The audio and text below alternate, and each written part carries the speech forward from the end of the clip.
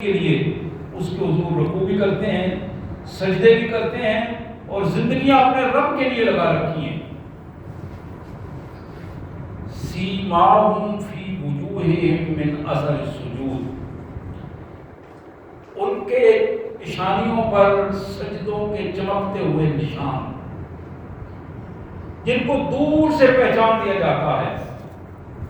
ذالک مثلہم فی التوراۃ ومثلہم فی الانجیل، یہی وہ عظیم لوگ ہیں جن کی مثالیں تورات میں بھی اور انجیل میں بھی بیان کی گئی ہیں۔ ان کی خوبصورت مثال یہ ہے جیسے ایک کھیتی کا بیج بویا جائے اور وہ کھیتی کے بیج سے ایک معمولی سا تنکا نکلے اور وہ تنکا اپنے ایک تنے کی صورت اختیار کرے اور اپنے تنے پر وہ کھڑا ہو جائے، اور پھر جب تنے پر کھڑا ہو اور وہ ایک لہلاتی فصل کی صورت میں ہو، جس کو دیکھ کر اس بیج کا بونے والا کسان بڑا خوش ہو، لیکن حاسد لوگ جو ہیں، انکار کرنے والے لوگ جو ہیں، ان کے دلوں میں اس سے حسد اور کینہ اور بغض پیدا ہو۔ حقیقت یہ ہے کہ اللہ نے ایسے لوگ جو اس کو ماننے والے لوگ ہیں اور اللہ کے احکامات کو لے کر اس کے مطابق اپنے آپ کو سنوارنے والے لوگ ہیں، ان سے دو وعدے کیے ہیں۔ ایک اللہ کا وعدہ یہ ہے کہ اللہ ان کو معاف کر دے گا، یہ پہلا وعدہ ہے، اور جب ان کو ریکارڈ ان کا صاف ہو جائے گا، معافی مل جائے گی، تو دوسرا وعدہ یہ ہے کہ انہیں اجر عظیم عطا فرمائے گا، بہت بڑا اجر، جس اجر کا تصور اس دنیا میں رہ کر نہیں کیا جا سکتا۔ سبحان اللہ و بحمدہ، سبحان اللہ العظیم و بحمدہ، نستغفر اللہ، یا کریم یا ارحم الراحمین یا ذا الجلال والاکرام۔ حضرات، میں نے پچھلے جمعہ المبارک کو عرض کیا تھا، اسلامی سال کا اختتام اور اسلامی سال کا آغاز، یہ دونوں ایک تاریخی حقیقت ہے، امت مسلمہ پر بھاری گزرتے ہیں۔ آزمائشوں کے اوقات ہوتے ہیں، اور آزمائشیں اس لیے ہوا کرتی ہیں، وہ اقبال مرحوم نے کہا تھا، تم دیے بادیں مخالف سے نہ گھبرا ہے وہ خواب، یہ تو چلتی ہے تجھے اونچا اڑانے کے لیے۔ امت کی آزمائشیں فرد کی ہوں یا وہ پوری امت کی ہوں، اگر ان آزمائشوں میں وہ پورا اترتے ہیں، اللہ کا فضل، اس کا رضوان، اللہ کی خوشنودی اس کی مہربانیوں کی صورت میں، اس کی عنایات کی صورت میں ان پر نازل ہوتی ہے، اور جس کا نتیجہ یہ نکلتا ہے، اللہ تعالیٰ من حیث الامت اور من حیث الفرد ان کو عزتوں سے سرفراز کرتے ہیں۔ لیکن اگر فرد اور امت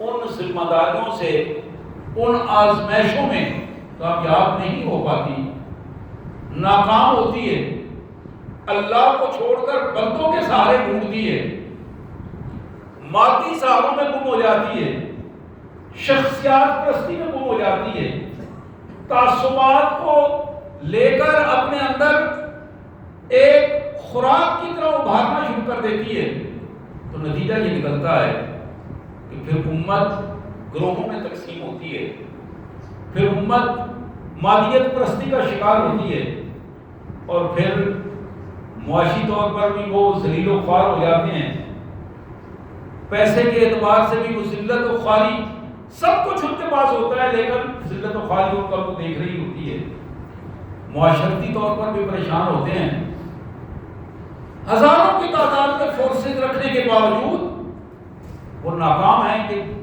کسی علاقے کا انتظام درست انداز میں اس کو پیش کر سکیں. یہی وہ کیفیت ہے امت کی کیفیت. نہ انتظامی طور پر بات بن رہی ہے، نہ معاشی طور پر بات بن رہی ہے، اور نہ ہی معاشرتی طور پر معاملہ درست ہو رہا ہے. نتیجہ یہ نکلا ہے، نتائج یہ سامنے ہیں کہ جب اللہ سے روگردانی ہوتی ہے، اللہ کے رسول سے روگردانی ہوتی ہے، جب اللہ کے دین سے روگردانی ہوتی ہے، میرے بھائیوں، پھر کوئی چیز گراوٹ سے روک نہیں پاتی. وہ امت کا مرکز سعودی عرب ہو، وہ پاکستان ہو، وہ جنوب کی ریاستیں ہوں یا مغرب کی ریاستیں ہوں، وہ افریقہ کے ممالک ہوں یا کوئی بھی جگہ ہو، جہاں بھی امت نے اپنے اللہ سے رابطہ توڑا ہے، اپنے رسول کی قیادت سے رابطہ توڑا ہے، وہیں امت ذلت و رسوائی کا شکار ہوئی ہے. یہ اللہ کا قانون ہے اور طے شدہ قانون ہے. ہمارے ہاں تو اتنے بڑے عذاب نہیں آیا تھے. یہ بھی اللہ نے قرآن میں بتا دیا تھا کہ میرے رسول، تم نے جو دعا کی تھی اس دعا کا نتیجہ ہے کہ ہم تمہاری امت کو چہرے بگاڑنے کے عذاب نہیں دیں گے، ہم تمہاری امت کو زمین میں دھنسانے کے عذاب نہیں دیں گے. کہ محمد کریم صلی اللہ علیہ وسلم نے رو کر یہ دعا مانگی تھی، یا اللہ میری امت کو اس طرح رسوا نہ کرنا. ورنہ آپ کے علم میں ہے کہ نبی محترم صلی اللہ علیہ وسلم کے دور مبارک میں، صحابہ کے دور میں، بعض اوقات چھوٹی سی لفظوں پر بڑی سخت گرفت ہو جایا کرتی تھی. چھوٹی چھوٹی لفظوں پر جنہیں آج لفظ سمجھا ہی نہیں جاتا، وہاں چھوٹی سی لفظ سے بڑی گرفت. قرآن نے اس کا بے شمار دفعہ ذکر کیا ہے، حدیث مبارک میں اس کے تذکرے موجود ہے. آج میں چاہوں گا ایک اہم شخصیت جن کے حوالے سے میں بات کرنا چاہتا تھا، سیدنا فاروق اعظم رضی اللہ تعالی عنہ کے حوالے سے، اسی امت مسلمہ کا کہ وہ عظیم فرد جن کے بارے میں محمد کریم صلی اللہ علیہ وسلم کی یہ دعا بخاری میں، مسلم میں، سیاستہ کی کتابوں میں یہ موجود ہے. اللہ کے رسول صلی اللہ علیہ وسلم نے یہ دعا فرمائی، اللہم اعز الاسلام. ابو جہل بن ہشام او عمر بن الخطاب، یہ الفاظ حدیث کے اسی انداز میں موجود تھے. نبی رحمت صلی اللہ علیہ وسلم نے یہ الفاظ اپنے اللہ کی حضور اسی کیفیت میں ادا فرمائے، اللہم اعز الاسلام بابی جہل بن ہشام او بعمر بن الخطاب.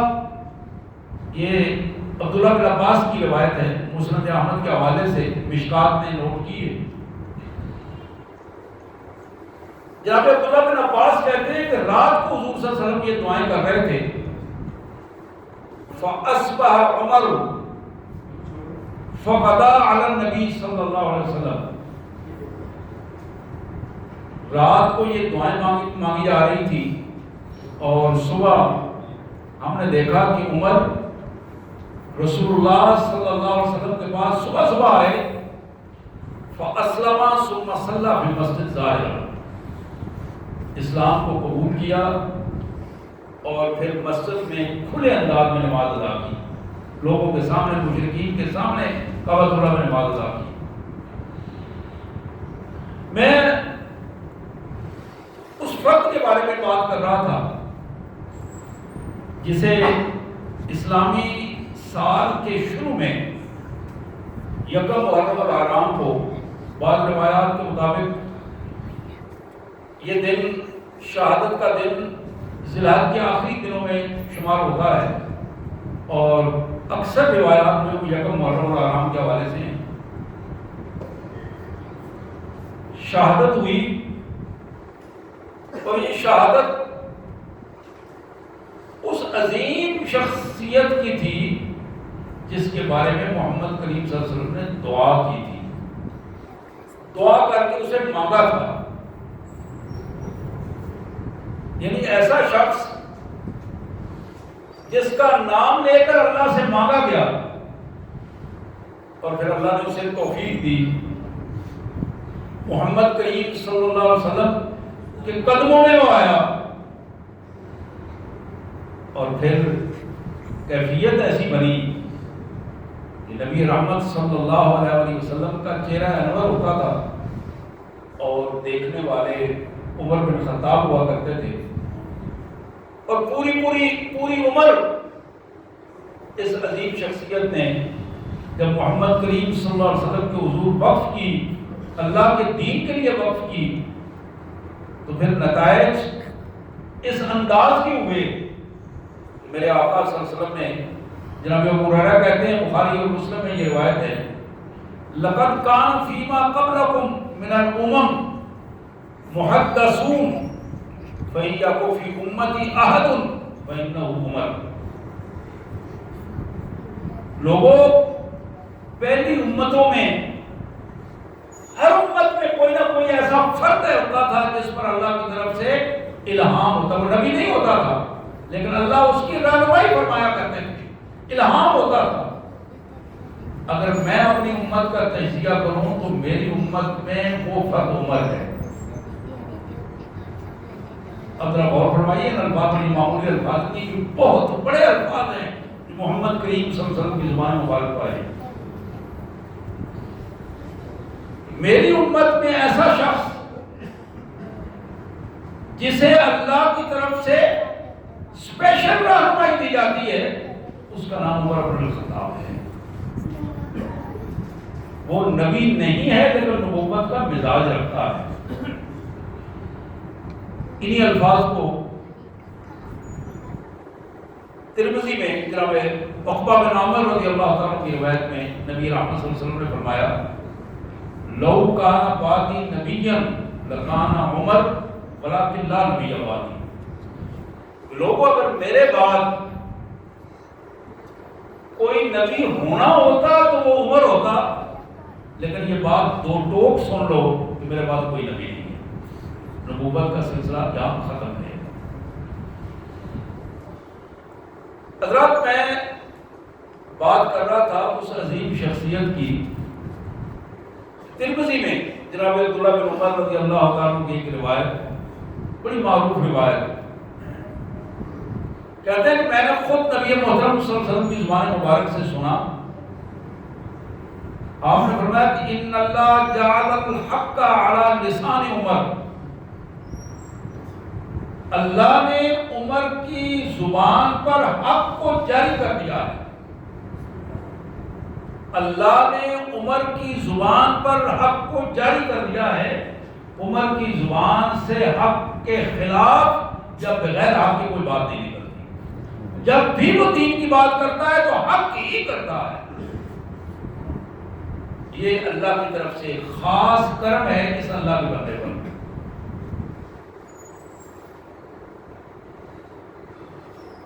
جناب علی کرم اللہ وجہہ، امیر المومنین جناب علی رضی اللہ تعالی عنہ،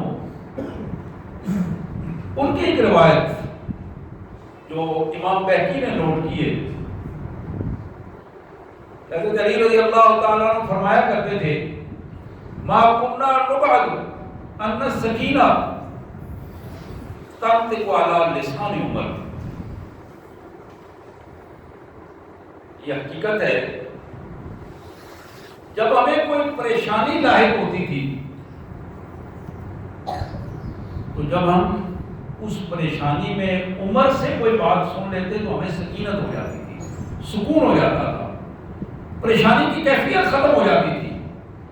اللہ نے اپنے اس بندے کی زبان میں اتنی اثر انگیزی رکھی تھی کہ کسی بھی معاملے پر جب یہ گفتگو کرتے تھے لوگوں کے دلوں کے لیے تسکین کا باعث بن جاتا، تسلی اور سکون کا باعث بن جاتا. اللہ تبارک و تعالیٰ نے اپنے اس پیارے بندے کو کمال قسم کی غیرت ایمانی بھی عطا کی تھی. میں مشکات شریف میں پڑھ رہا تھا حدیث مبارک، جناب عمر رضی اللہ تعالیٰ عنہ نبی رحمت صلی اللہ علیہ وسلم کے پاس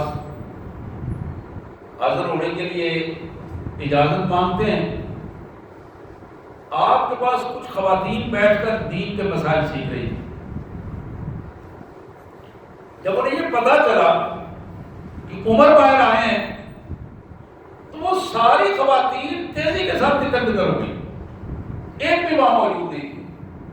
رسول اللہ صلی اللہ علیہ وسلم مسکرا رہے تھے، حضرت عمر کو اجازت دی، وہ آئے تو جناب عمر بڑی خوشی سے عرض کرنے لگے اللہ کے رسول صلی اللہ علیہ وسلم، اللہ ہمیشہ آپ کو مسکراتا رکھے. چہرے مسکراتے چہرے کو دیکھ کر مجھے بڑی خوشی ہوئی ہے.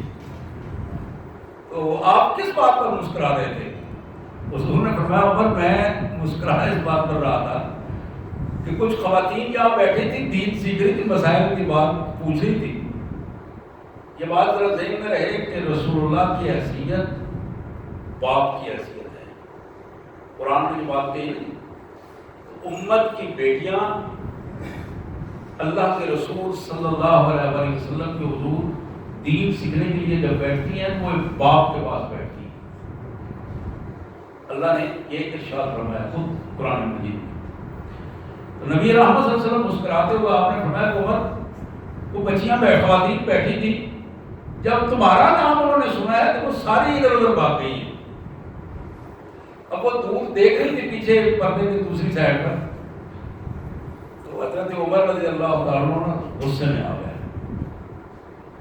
آپ نے ان عورتوں کو مخاطب کر کے فرمایا کہ اپنے آپ کی دشمنوں تمہیں اللہ کے رسول صلی اللہ علیہ وسلم سے زیادہ غیرت آنی چاہیے. میری نسبت میری کیا حیثیت ہے اللہ کے رسول صلی اللہ علیہ وسلم کے سامنے؟ تو یہ حرکت تم نے کیوں کی؟ انہوں نے کہا تم چونکہ مزاج میں زیادہ سخت ہو اس لیے ہم تمہاری اس سختی کو اور تمہاری اس زبان کی سختی کو برداشت نہیں کر پاتے، ہم اس لیے ادھر ادھر ہو گئی. اسی موقع پر اللہ کے رسول صلی اللہ علیہ وسلم نے فرمایا عمر خدا کی قسم تم جس راستے پر چلتے ہو شیطان اس راستے پر نہیں چلتا، شیطان دوسرا راستہ اختیار کرتا ہے. حدیث کے دوسری حدیث کے الفاظ ہیں کہ الشیطان یفر من ظل عمر، شیطان عمر کے سائے سے بھی بھاگتا ہے. یہ ایمان کی یہ کمال نمونہ ہے، کمال نشانی ہے. ورنہ شیطان تو وہ ہے. شیخ سعدی مرحوم ایک آیت لکھتے ہیں، کہتے ہیں کہ میں نے ایک دن دیکھا شیطان جا رہا تھا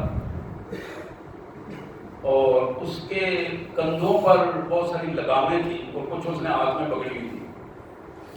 میں بڑا پریشان ہوا تو اس کو مخاطب کر کے بلا کے میں نے اپنے پاس پوچھا کہ یہ کدھر پہ جا رہے ہو، یہ کیا لگامیں اتنی اکٹھی کی ہوئی ہیں، کیا کرنی؟ وہ کہنے لگا کہ تم نہیں جانتے یہ جو لگامیں میں نے اکٹھی کی ہوئی ہیں کندھے پہ رکھی ہوئی ہیں اور ہاتھ میں رکھی ہوئی ہیں، یہ اس لیے رکھی ہوئی ہیں کہ یہ بڑے بڑے جو مبلغ اور مولوی اور بڑے بڑے جو دین دار ہیں نا، یہ لگامیں ان کو دینے کے لیے ہیں تاکہ وہ یہ دین کی کہانیاں لوگوں کو نہ سنا سکیں، دین کی طرف نہ لا سکیں. یہ بڑے بڑے جو بیان کرتے ہیں دین کی باتیں یہ ان کو میں لگام دیتا ہوں اور پھر شیخ سعدی مرحوم فرماتے ہیں کہ میں نے اس سے پوچھا کہ میرے لیے بھی کوئی رکھی ہوئی؟ تو اس نے ہنستے ہوئے کہا کہ تمہیں لگام دینے کی ضرورت نہیں، تم تو عرف عام میں کہتے ہیں نا کھبی سے قابو کر لیے جاتے ہو. تو تمہارے گلے میں اگر جس طرح جانورے کے گلے میں رسی ہو نا، اسی رسی کو اس کے منہ کے اندر لگا کے پیچھے کھینچ لیتے ہیں، اس کو لگام دینے کی ضرورت نہیں ہوتی. حضرات شیطان ہمارے ساتھ تو اس طرح لپٹا ہوا ہے جس طرح شیطان اور ہم دونوں ایک ہو گئے ہیں. ہماری عمومی جو زندگیوں کی پوزیشن ہے کہ ہم رحمان کو بھی خوش رکھنا چاہتے ہیں اور شیطان کو بھی خوش رکھنا اپنی طبیعت کے خلاف کوئی بات برداشت نہیں کرتے.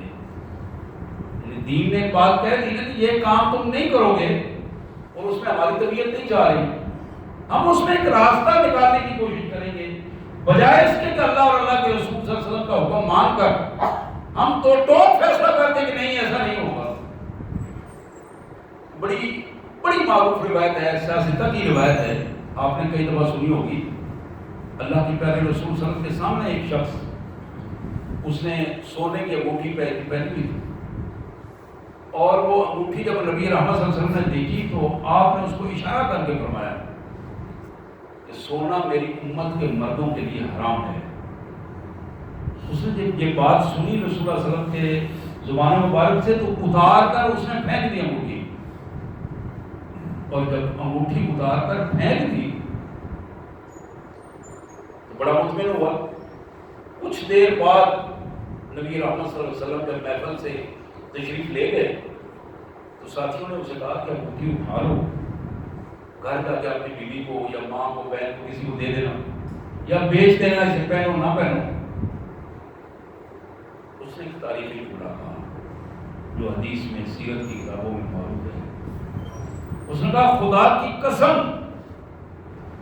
جس انگوٹھی کو میں نے آپ کے انگارے کو اپنے ہاتھ سے اتار کر پھینکا ہے اور محمد رسول اللہ صلی اللہ علیہ وسلم کے سامنے پھینکا ہے، آپ کے جانے کے بعد یہ سوال ہی نہیں پیدا ہوتا کہ میں ایک نگاہ بھی اس کی طرف دیکھوں. وہ تو آپ کا انگارہ ہے، میں کسی صورت میں اپنے پاس نہیں. حضرات، جو امت کے ایماندار لوگ ہیں، ایمان والے لوگ ہیں، ان کا رویہ اس طرح ہوتا ہے. آج نفاق کی پوزیشن یہ ہے، بتانے والے، سننے والے، سنانے والے، رہنے والے، ہماری عمومی پوزیشن یہ ہے کہ ہم رحمان اور شیطان نعوذ باللہ دونوں کو خوش رکھنا چاہتے ہیں. شیطان سے برا تو ہمارا اپنا نفس ہے، ہماری اپنی برادری ہے، ہمارے اپنے کاروبار ہیں، ہمارے رسوم و رواج ہیں، یہ سب شیطان ہے، بت ہیں جو ہمارے سامنے ہیں. ان بتوں کو حضرت عمر رضی اللہ عنہ نے توڑا تھا. حضرت عمر کی شخصیت کا ایک خاصہ تھا کہ بتوں کو کھل کر دو انداز میں توڑنے کا کردار جو آپ نے ادا کیا تھا، یہ وہ کردار تھا جس وجہ سے شیطان آپ کے سائے سے بھی بھاگتا تھا.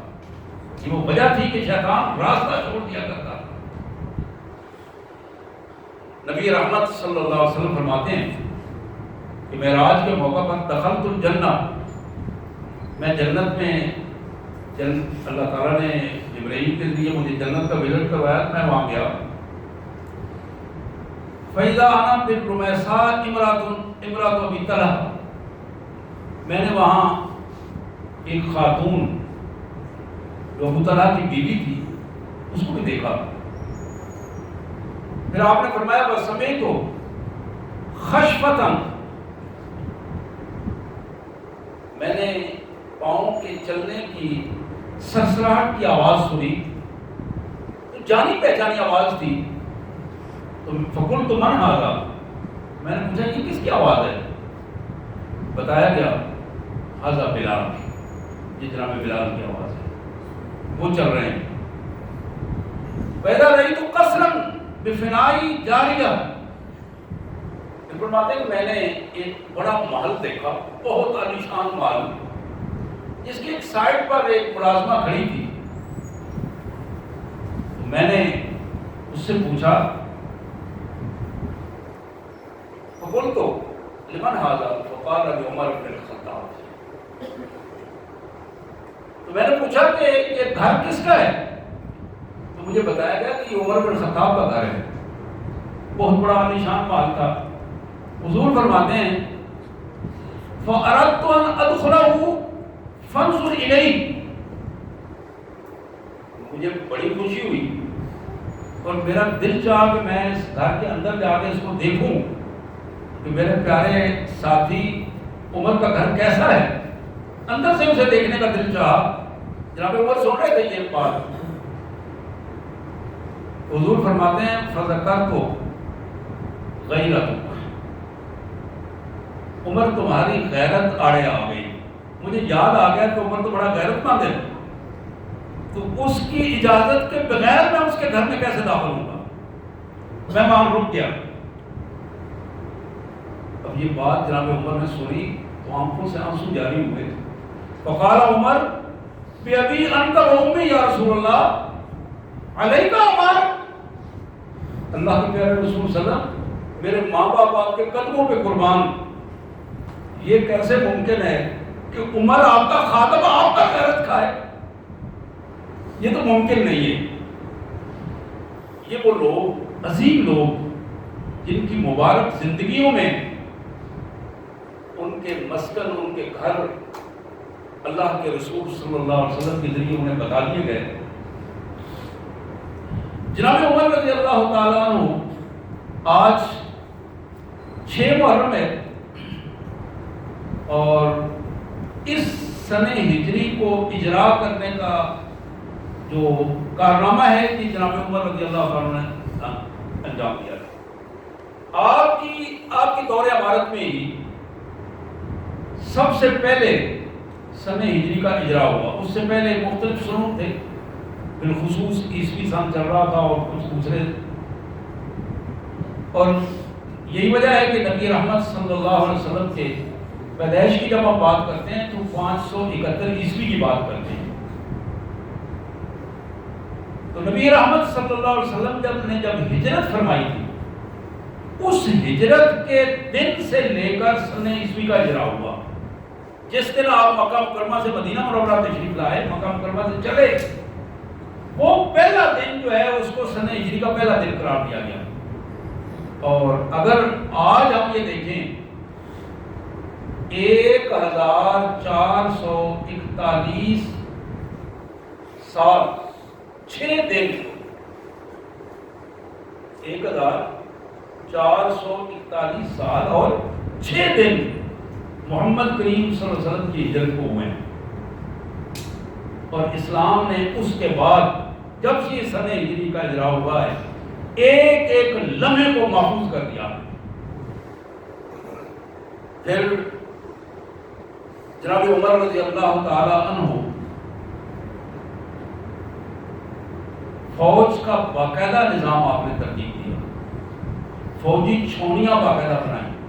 اس سے پہلے فوج تو ہوتی تھی، مختلف بادشاہ مختلف انداز میں فوجوں کو لڑاتے اور کرتے تھے، لیکن جو ڈسپلن باقاعدہ گورنمنٹ کی فوج کا حوالہ تھا وہ جناب عمر رضی اللہ تعالیٰ عنہ نے اس کو ترتیب دیا، اور باقاعدہ چھونیوں کا نظام بنایا، اور پھر باقاعدہ فوجیوں کو چھٹی گھر جانے کا نظام دیا، ایک پورا سسٹم جو ہے وہ متعارف کروایا۔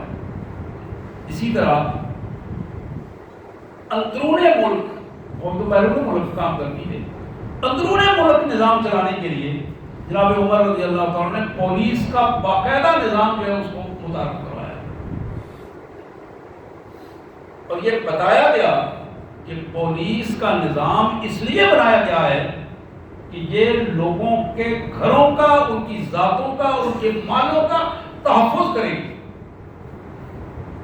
یہ الگ بات ہے کہ آج اسلامی نظریاتی ملک، جس کو اسلامی نظریاتی ملک کہتے ہیں،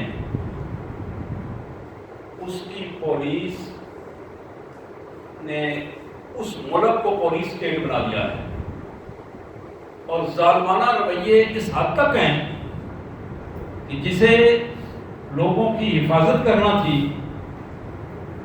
اس کی ذمہ داری لوگوں کو لوٹنا رہ گئی ہے، اور لوگوں کو ان کی عزتوں کو تاراج کرنا اور ان کے گھروں کے چار دیواری اور چادر کے تحفظ کو تاراج کرنا، اس کیفیت کو اپنا وتیرہ بنا لیا گیا ہے۔ اور اس کی بنیادی وجوہات یہ نیچے سے اوپر تک کا جو بگڑا ہوا آبا ہے، یہی چیزیں ہیں۔ حضرت فاروق اعظم رضی اللہ تعالیٰ عنہ نے باقاعدہ عدالتی نظام متعارف کروایا، آبپاشی کا باقاعدہ نظام۔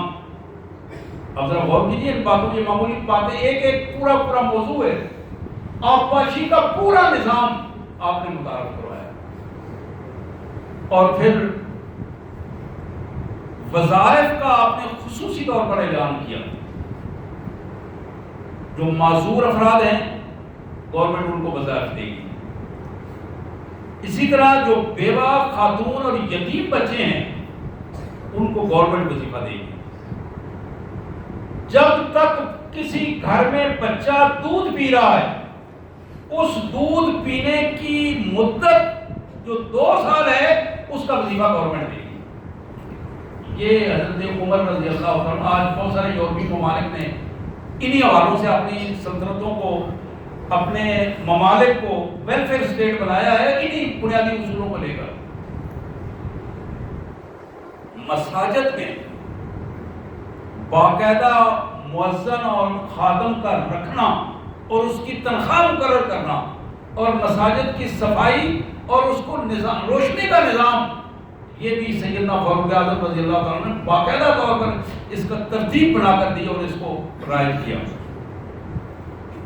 اور ایک بڑی اہم بات، آپ اپنے دور حکومت میں آپ نے یہ طے کر دیا تھا امیر المومنین سے لے کر نیچے تک جو بندہ جس ذمہ داری پر ہے گورنمنٹ کے حوالے سے، جہاں تک کہ کوئی پٹواری ہے، کوئی ایس ایچ او تک، اوپر سے لے کر نیچے تک، اس ذمہ داری کو سنبھالنے سے پہلے وہ اپنے اثاثوں کو ڈکلیئر کرے گا.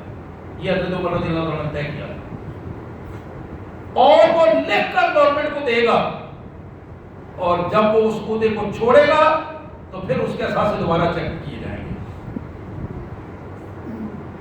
آج اس نظام کی بات کی جا رہی ہے، لیکن یہ بات جس شخص نے یہ نظام دیا تھا، دنیا خیر دنیا دشمن لوگ آج اس فرد کے نام کو اس انداز میں لیتے ہیں کہ اگر دنیا میں ایک عمر اور ہوتا تو شاید کفر کا کوئی فرد نظر نہ آتا. اور یہ بات یوں نہیں بیان کی جاتی، یوں ہی منہ سے نہیں نکلتی. ایک پوری مثالوں کا اور ایک پورے نظام کا ایک نمونہ سامنے موجود ہے، اور وہ نمونہ مجبور کرتا ہے دشمنوں کو بھی بات کرنے پر. دشمن بھی اس بات پر سراتے ہیں.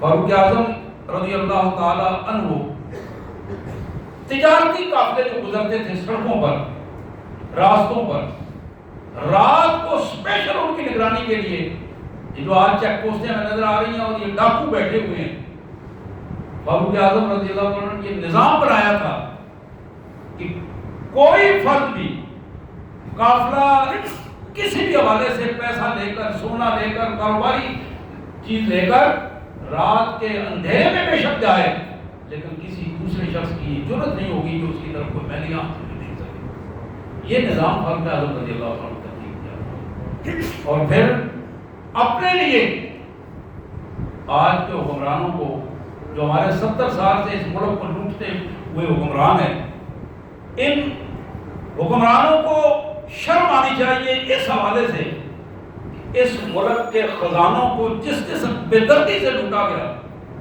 اس سلطنت کو جس کو اسلام کے نام پر لیا گیا، اس نظریاتی سلطنت کو جس انداز میں تباہ اور برباد کیا گیا، اس کے نظریے کو جس انداز میں تباہ کیا گیا، اس کے وسائل کو تباہ کیا گیا.